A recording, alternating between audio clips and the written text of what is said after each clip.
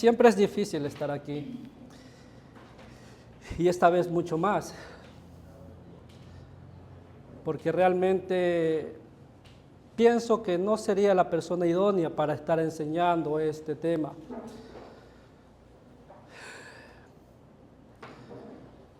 Es un tema muy delicado, es un tema muy serio. Sin embargo, mi descanso es que lo que yo les voy a compartir en este momento, estas semanas, Dios mediante, no debo basarlo en mi experiencia. Y aunque tuviera esa circunstancia en mi vida, no podría basar lo que enseño en mi experiencia. Muchas veces nos gusta dar consejos basados en nuestra experiencia. Pero lo que yo les voy a decir no es mi experiencia, sino la palabra de Dios. Y eso es lo que vale. ¿Cuántas personas aquí están casados? Yo tengo que esconder mis manos. ¿Cuántas personas aquí están pensando en casarse? ¿Cuántos jóvenes aquí hay que tal vez estén interesados el uno al otro? El tema que les voy a compartir se titula Matrimonios para la gloria de Dios. Matrimonios para la gloria de Dios. Esta va a ser la serie. Y concretamente la lección de hoy y tal vez la próxima semana, si ustedes están tomando apuntes, se titula La excelencia del matrimonio. No sé si a ustedes les hicieron esta pregunta, pero si yo tuviera una hija, bueno, tengo mis sobrinas que parecen como si fueran mis hijas,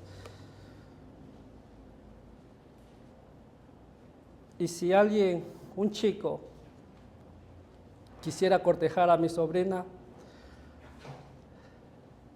me buscaría un arco y una flecha. Es broma. Pero sí le haría una pregunta, o mejor dicho, algunas preguntas. Piensa en la respuesta, no tienes por qué decírmela. Piensa en la respuesta que le darías al papá de la chica, o mejor dicho, creo que la mayoría de aquí se identifica con Cristo. Piensa en la respuesta que le darías al pastor Michael, al pastor José, o tal vez a mí o a algún hermano, cuando te preguntaran ¿por qué quieres ser su novio? ¿Por qué quieres casarte con él, con ella? ¿Qué respuesta le darías? Lo que yo les voy a compartir hoy está tomado de un puritano, Arthur W. Pink. Ya está en el cielo. Me gusta leer puritanos. Me gusta mucho. ¿Qué respuesta le darías? ¿Será acaso que le dirías, quiero ser el novio de él, de ella, quiero casarme con él o con ella porque me gusta? Es una respuesta típica. A fin de cuentas, debe haber un interés, debe haber un gusto, una atracción. ¿Sí o no?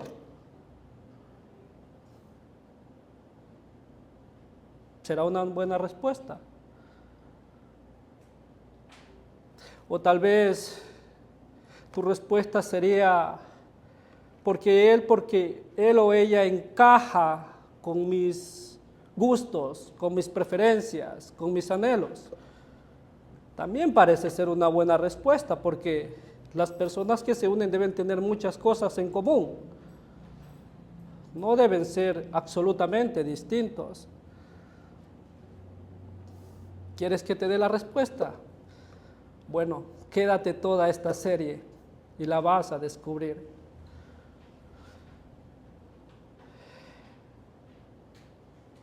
Vámonos al libro de Hebreos, capítulo 13, versículo 4. Hebreos 13, 4.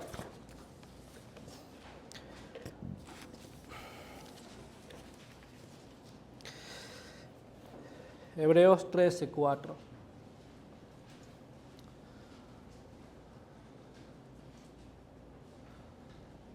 Qué linda melodía cuando pasan las hojas de la Biblia. Hebreos capítulo 13, versículo 4 dice, honroso sea en todos el matrimonio y el lecho sin mancilla, pero a los fornicarios y a los adúlteros los juzgará Dios. Así como Dios ha entretejido huesos, tendones, nervios y el resto del cuerpo, ¿con qué propósito? Con el propósito de darle fuerza. Del mismo modo, Dios ha ordenado la unión de un hombre y una mujer en matrimonio. ¿Con qué propósito? ¿Con qué objeto? Para fortalecer sus vidas. Para fortalecer sus vidas. Eclesiastés capítulo 4, verso 9 dice, porque mejor son dos que uno. Por lo tanto, cuando Dios hizo a la mujer para el hombre, Él dijo lo siguiente. Vámonos al primer libro de la Biblia, Génesis. Génesis capítulo 2.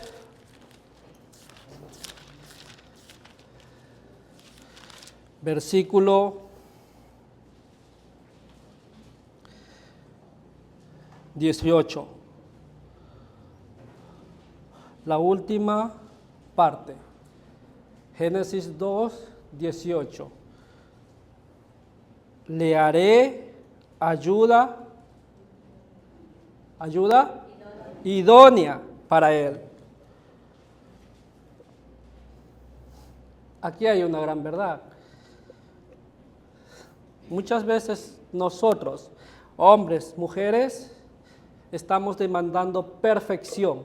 Buscamos la mujer perfecta, buscamos el hombre perfecto, pero humanamente no existe. Dios dice aquí, le haré ayuda idónea. No dice le haré ayuda perfecta.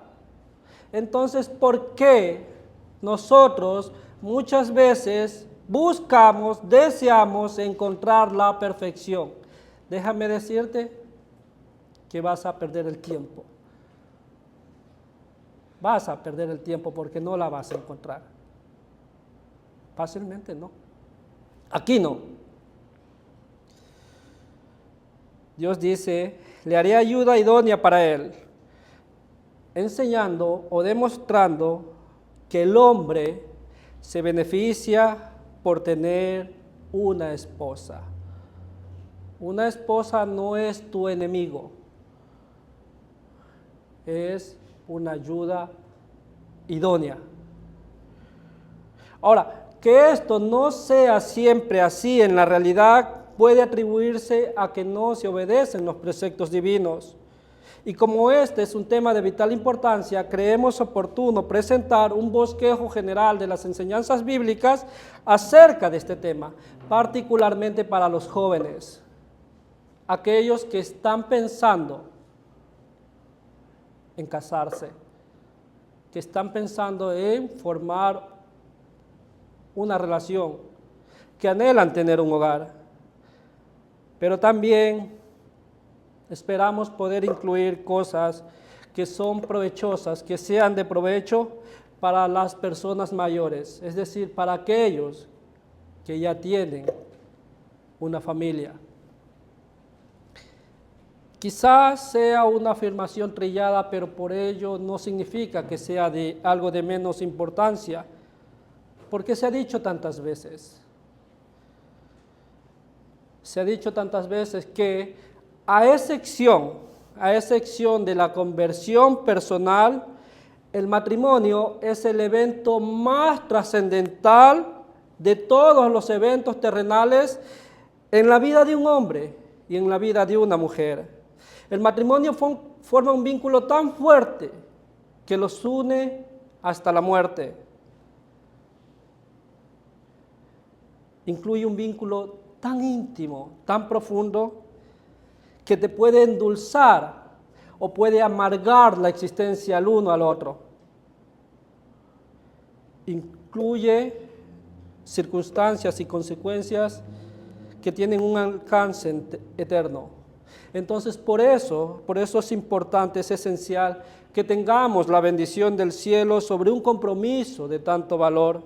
Y para este fin, qué absolutamente necesario es que lo sometamos a Dios y a su palabra. Mucho mejor es permanecer solteros que casarse fuera de la voluntad de Dios. A lo largo de la historia, las estadísticas dan testimonio de los resultados, muchas veces catastróficos, de iniciar una relación así. Incluso aquellas personas que no ven más allá de la felicidad temporal, humana, el bienestar social, reconocen la gran importancia de nuestras relaciones domésticas, la misma que nos brinda la naturaleza. Aún nuestros deseos y debilidades cimentan. Miren, no podemos formar un concepto de virtud o felicidad social humana misma que no tenga a la familia como su fundamento. No importa lo excelente de una constitución de un país, no importan las leyes estupendas que pueda tener un país, ni siquiera la abundancia de los recursos de un país. No tiene que ver la prosperidad. No existe una base segura para un orden social o de virtud pública, al igual que privada, hasta no contar con la regulación sabia de las familias.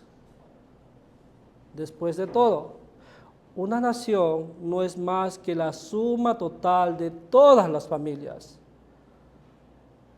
Entonces, a menos que existan buenos esposos, buenas esposas, buenos padres, buenas madres, buenos hijos, buenas hijas, si no hay esto, ¿en qué se traduce? En que no van a haber buenos ciudadanos. Por lo tanto, la decadencia actual de la vida del hogar y la disciplina familiar amenazan la estabilidad de un país mucho más que cualquier otra amenaza externa. En efecto, el concepto bíblico de los distintos deberes de los integrantes de la familia destacan los efectos de esta decadencia. Y lo hace de una manera muy alarmante. ¿Por qué decimos esto? Porque los efectos de la decadencia familiar deshonran a Dios. Son un desastre para la condición espiritual de las iglesias y están levantando obstáculos muy serios para el avance del Evangelio. Buscar palabras para describir la tristeza de ver que muchas veces son aquellos que profesamos ser creyentes, somos los responsables de la caída de las normas maritales, de no darle importancia a las relaciones domésticas y de la rápida desaparición de la disciplina familiar. Creo que en el pasado lo he dicho de otras formas, pero la esencia es la misma. Es triste cuando un hombre o una mujer priorizan el ministerio en la iglesia por encima del ministerio en su familia. semana pasada, no sé si mi recuerdo es bueno, ya tengo problemas de memoria. Pastor animó acerca de cómo debe ser la conducta del rebaño con nuestro nuevo pastor Michael. Y también habló, en una manera lo digo así, de que cuál debe ser el enfoque de hermana Marilú, Michael Urias. Yo he visto como hermana Susi, wow, trabaja en la obra. Es nuestro deber, más que todo, hermanas, ayudar a hermana Marilú. No crean que ciertas cosas en la iglesia es el deber de ella, es el deber de todos nosotros. Las cargas compartidas son más livianas, ustedes lo saben.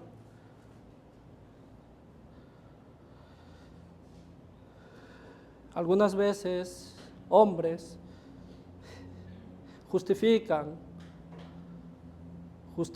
su falta de amor hacia su familia por causa de la obra. Y no es correcto. Porque para ser un buen ministro de la palabra de Dios, tú tienes que cumplir la Biblia. No puedes cumplir la Biblia incumpliendo la Biblia. Es sencillo. Es sencillo. Lamentablemente, cuando no le damos importancia a las relaciones domésticas, estamos arruinando la familia. Entonces, como el matrimonio es la base del hogar,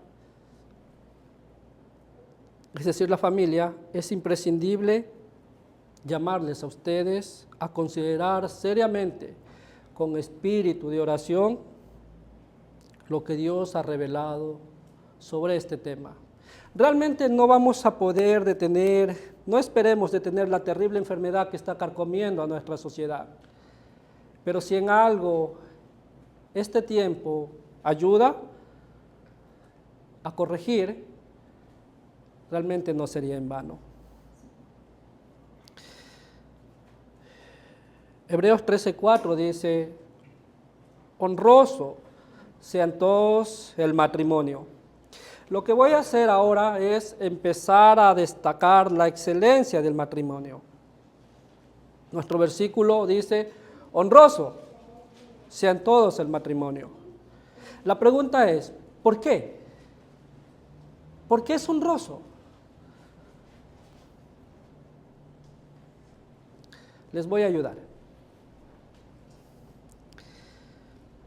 ¿Qué significa de día y de noche? De día y de noche, ¿verdad? De día y de noche. Entonces, ¿por qué es honroso el matrimonio? Aquí tenemos la respuesta. Porque Dios mismo le ha dado honra. Dios le ha otorgado honra al matrimonio. Fíjense bien, todas las demás ordenanzas e instituciones, a excepción del día de reposo, fueron dadas por Dios por medio de hombres o ángeles. En cambio, el matrimonio fue ordenado inmediatamente por el Señor, inclusive antes de que se pronunciara la palabra iglesia.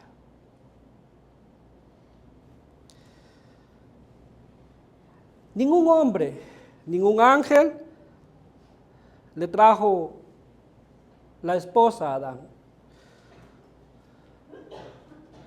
Por lo tanto, el matrimonio recibió más honra divina que las demás instituciones porque fue solemnizado directamente por Dios. Nuevamente, esta fue la primera ordenanza que Dios instituyó. Fue lo primero que hizo posterior a crear al hombre y a la mujer.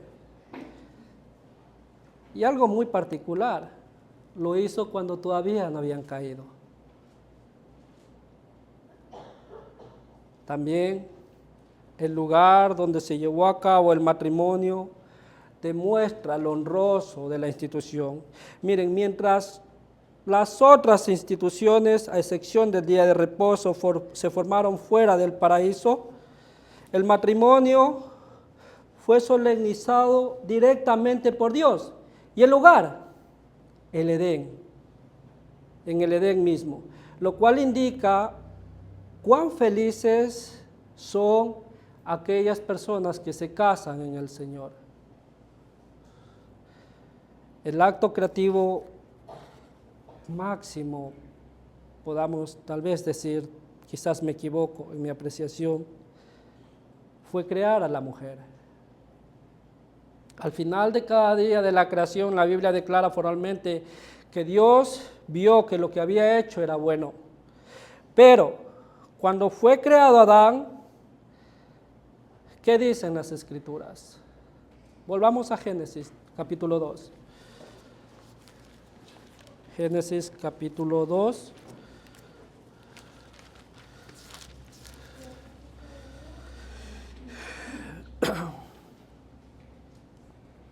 Y leamos la parte intermedia del versículo 18.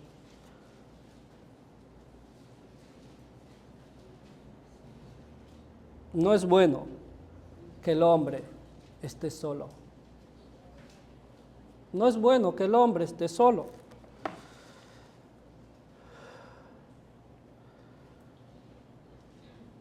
En cuanto al hombre, le faltaba algo.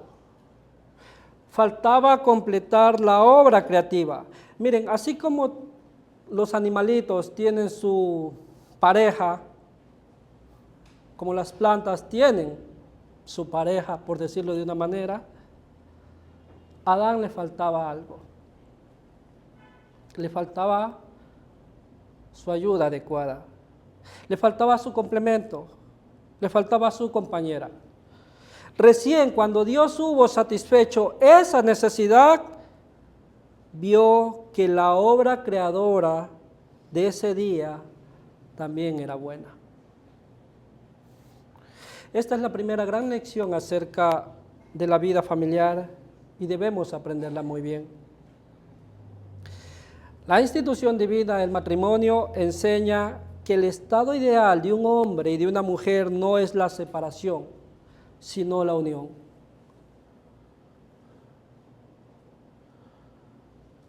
Si tú buscas en la Biblia motivos para divorciarte, déjame decirte que va a ser muy difícil. Algunas veces me han hecho esta pregunta. Creyentes. Me han contado su situación y es verdad que es muy dolorosa. Yo lo primero que hago es, habla con pastor. Ahora tienes que hablar con pastor Michael. No creas que él te va a divorciar porque él no practica eso. Y doy gloria a Dios por ello.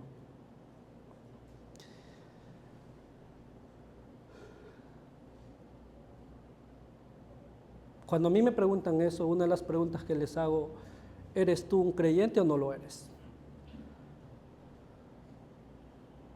Hasta aquí las personas que me han preguntado creo que son creyentes.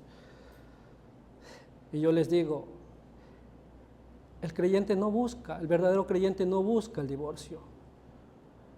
El verdadero creyente busca el perdón, expresa el perdón. No es fácil porque yo no estoy en sus zapatos para describir el dolor del agravio. Yo sé que es duro y bien duro. Pero Dios nos ha perdonado mucho más. Mucho más.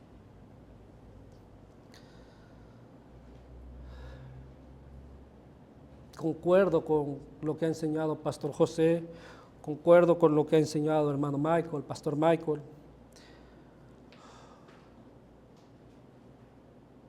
Si somos verdaderos creyentes, no vamos a buscar eso. El problema muchas veces de las personas cuando quieren el divorcio, y voy a hablar de los incrédulos específicamente, es que ellos no conocen a Dios. Yo recuerdo que cuando tuve la bendición de llegar, Dios provocó el buscar de Él. Y llegué a la iglesia al Faro, no sé si fue un miércoles, 5 de enero, 2011. Conocí a pastor. Él estaba en Guayaquil. Y nos quedamos, me invitó a pasar a la iglesia cuando funcionaba en el centro. Me permitió decirle todo lo que yo tenía.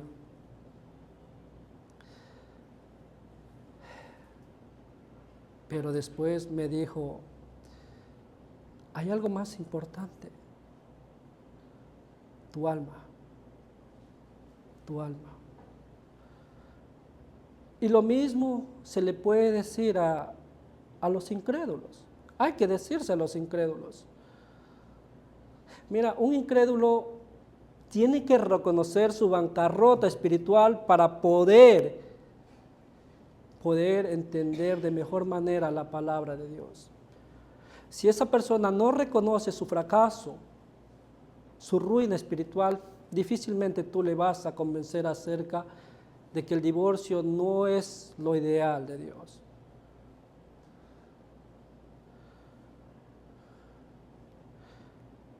El estado ideal del hombre y de la mujer no es la separación, es la unión. Cada uno hemos sido diseñados ser la ayuda idónea para la otra persona. Pero muchas veces no somos esa ayuda idónea. Somos la molestia perfecta. En serio.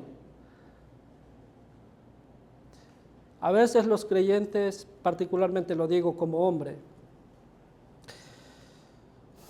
nos referimos de la persona que está a nuestro lado como es una espina, es un problema difícil de tratar. O sea, discúlpeme por lo que estoy diciendo, pero es lo que yo entiendo. Queremos que esa persona se adapte a nosotros, pero nosotros ni siquiera nos esforzamos por ser un hombre de la Biblia. Ese es el problema. Que todos nos gusta exigir nuestros derechos, pero demandar nuestros derechos nunca va a traer paz sino conflicto.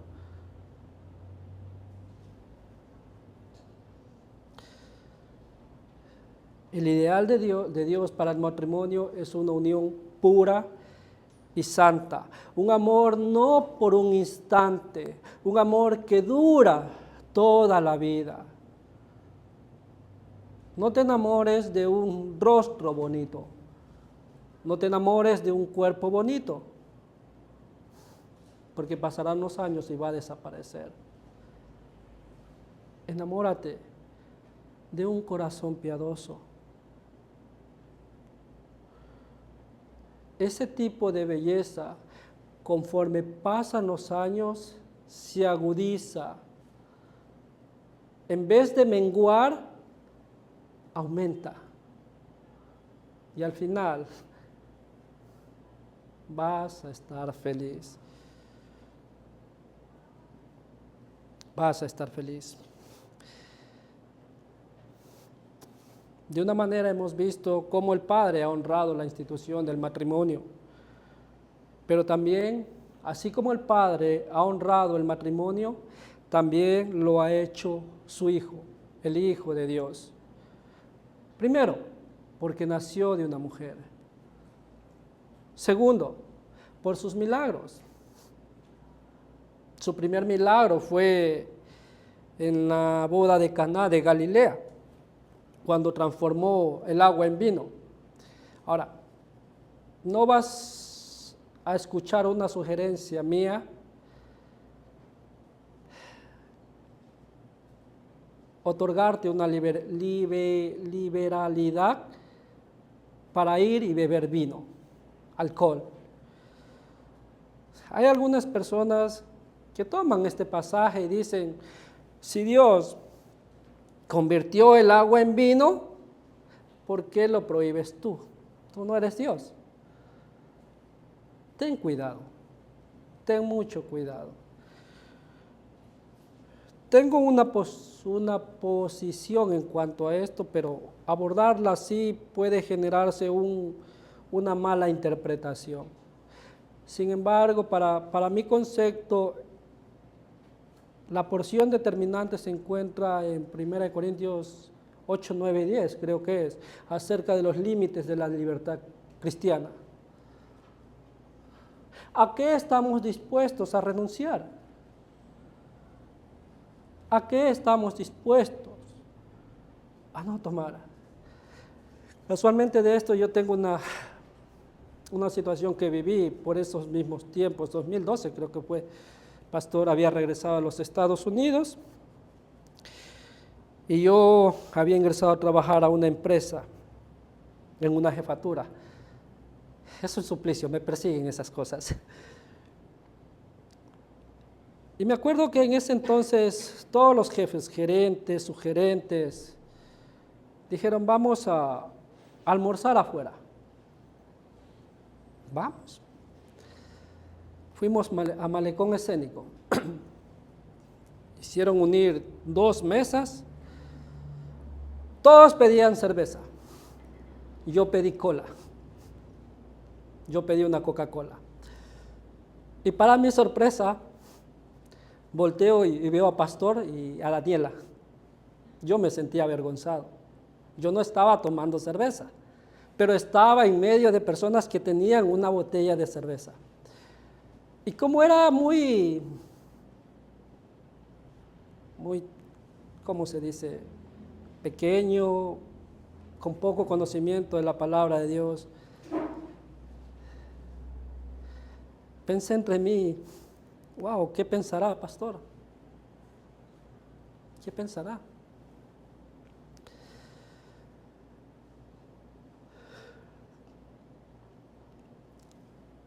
No usemos nuestra libertad para la carne, sino hagamos como creo que dice Pablo, servíos por amor los unos a los otros. Tercero, el Hijo honró el matrimonio, y esto lo vemos en sus parábolas, porque Él, Cristo, comparó el reino de Dios, lo comparó con un matrimonio. Mateo 22, 2, no lo vamos a leer, sino que les doy la referencia. El Señor Jesucristo comparó la santidad con un vestido de boda. Mateo 22, 11. Lo mismo hizo en sus enseñanzas. Cuando los fariseos trataron de tenderle una trampa en cuanto al tema del divorcio, Cristo dio su aprobación oficial al orden original y agregó, por tanto, lo que Dios juntó, no lo separe el hombre. La institución del matrimonio también ha sido honrada por el Espíritu Santo. ¿Por qué decimos esto? Porque la usó como un ejemplo de la unión que hay entre Cristo y nosotros, la iglesia. Efesios 5, 31, 32 dice, por esto dejará el hombre a su padre y a su madre y se unirá a su mujer y los dos serán una sola carne. Grande es este misterio, mas yo digo esto respecto de Cristo y la iglesia. La Biblia compara repetidamente la relación que existe entre el Redentor y el redimido, la compara con la relación que existe entre un hombre y una mujer casados. En donde Cristo es el esposo, Isaías 54:5. La iglesia es la esposa, Apocalipsis 21:9. Jeremías 3:14 dice, convertíos, hijos rebeldes, dice Jehová, porque yo soy vuestro esposo. Entonces, cada persona de la bendita Trinidad ha puesto su sello de aprobación sobre el estado matrimonial. No hay duda, ya para terminar por hoy, no hay duda de que en el matrimonio verdadero cada parte ayuda de igual manera a la otra. Ya no son dos, es uno. Y en vista de lo que se ha enseñado, cualquier persona que se atreve a creer o a enseñar otra doctrina, otra filosofía como esta, lo hace en contra del Altísimo.